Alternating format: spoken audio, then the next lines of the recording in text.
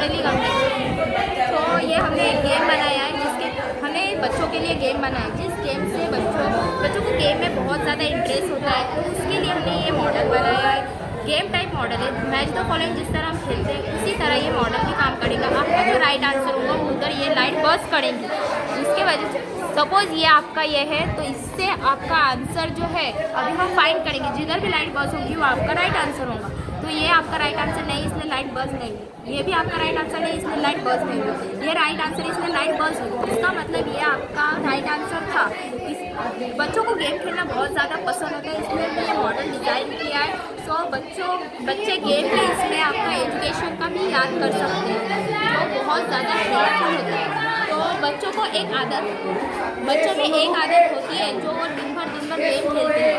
तो वो ये दिन भर खेलेंगे तो उनको बहुत सारे डेफिनेशन, उसके बाद फॉर्मूलाज वगैरह सब कुछ याद कर सकते हैं वो आसानी से। इसलिए हमने ये मॉडल डिज़ाइन किया, जिस मॉडल का नाम है mathematical educational method. Thank you. और आपके चैनल का नाम क्या है? आपके चैनल का नाम क्या है?